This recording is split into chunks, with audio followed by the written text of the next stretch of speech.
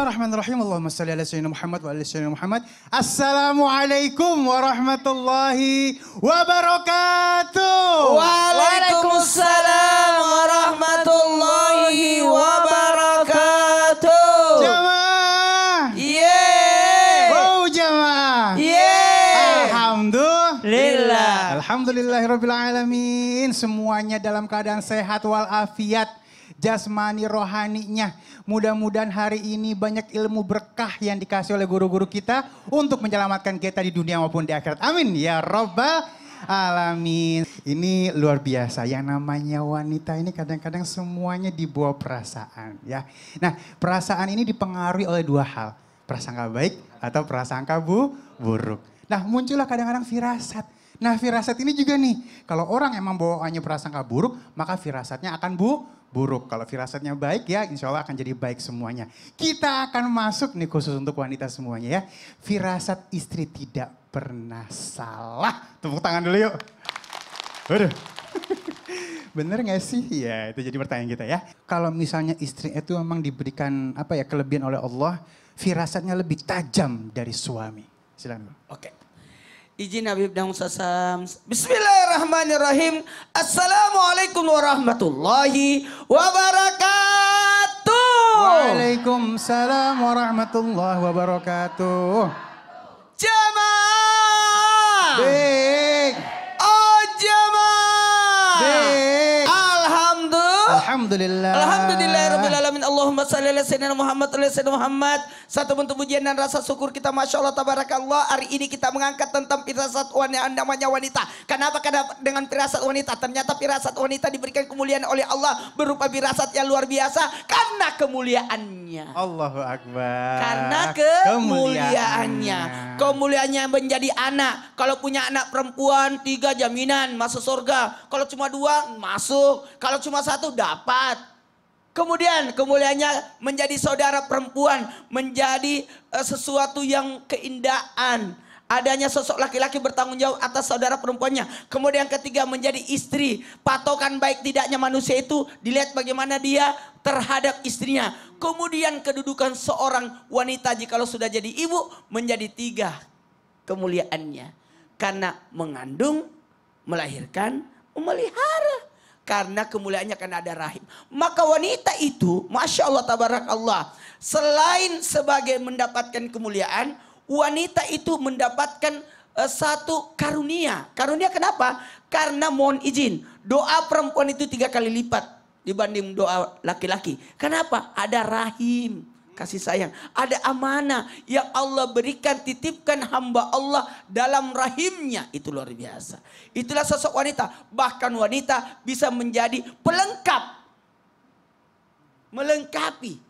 Menjadi penenang. Yes. Maka kalau ada laki-laki tidak tenang, carikan wanita untuk menenangkannya. Oh ya Allah. Sakinah. 1, 2, 3. Sakinah. Itu tadi untuk pembuka kita, ini akan lebih tajam lagi, akan lebih banyak ilmu lagi ya. Yang akan kita dapatkan. Nanti kita minta langsung aja Ustaz Syam. Yuk Ustaz Syam yuk. Siap. Ini soalnya seru. Ini hari ini seru banget ya. Baik, ada seorang istri, firasat nih tiba-tiba ya.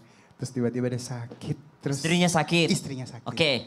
Terus dia di rumah, oh berarti suaminya lagi dalam keadaan bahaya nih. Firasatnya gitu. Ini bener gak sih atau emang manja atau emang pengen kangen aja atau gimana guru silakan. Bismillahirrahmanirrahim. Tabi Guru Muhammad Syahab, Ustaz Maulana, Bang Ali, jamaah di rumah, jamaah di studio. Al-Quran surah Asy-Syura ayat 30. A'udzu billahi minasy syaithanir rajim.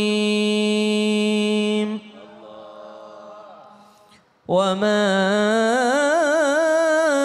asabakum min musibatin fabima kasabat aydikum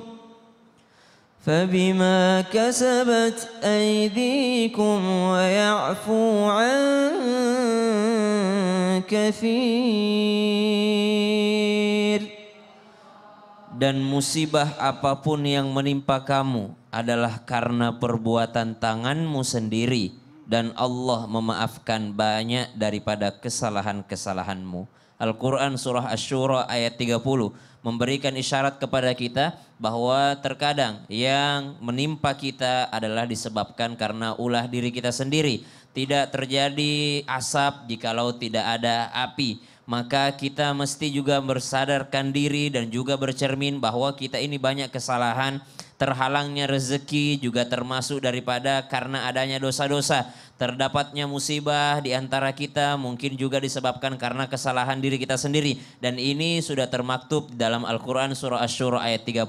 Berbicara tentang firasat seorang istri. Ada seorang istri jatuh sakit. Maka ketika dia jatuh sakit dia langsung berfirasat. Ini jangan-jangan ada bahaya terhadap suami saya. Ada sesuatu yang terjadi di luar sana. Maka bolehkah mempercayainya? Boleh saja mempercayainya dengan tetap berbaik sangka terhadap Allah Subhanahu wa Ta'ala. Kita ini diberikan akal fikiran dan juga diberikan hati oleh Allah Subhanahu wa Ta'ala, tapi mengarahkannya mesti senantiasa berbaik sangka. Kenapa? Karena Allah Subhanahu wa Ta'ala yang janjikan sendiri, aku sesuai prasangka hambaku. Jadi kalau misalnya mendapatkan suatu musibah, jangan langsung mengatakan ada mara bahaya, tapi katakanlah mungkin musibah ini untuk menghapus dosaku. Kalau ada sakit yang menimpa, kan kata Nabi SAW, tidaklah seseorang beriman tertusuk duri, melainkan itu adalah ampunan dosa dari Allah Subhanahu wa Ta'ala. Maka langsung berbaik sangka, Allah sedang mengampuni dosaku, Allah sedang berbaik kepadaku, Allah sedang berbuat baik kepadaku. Kenapa? Kalau kita mengarahkan,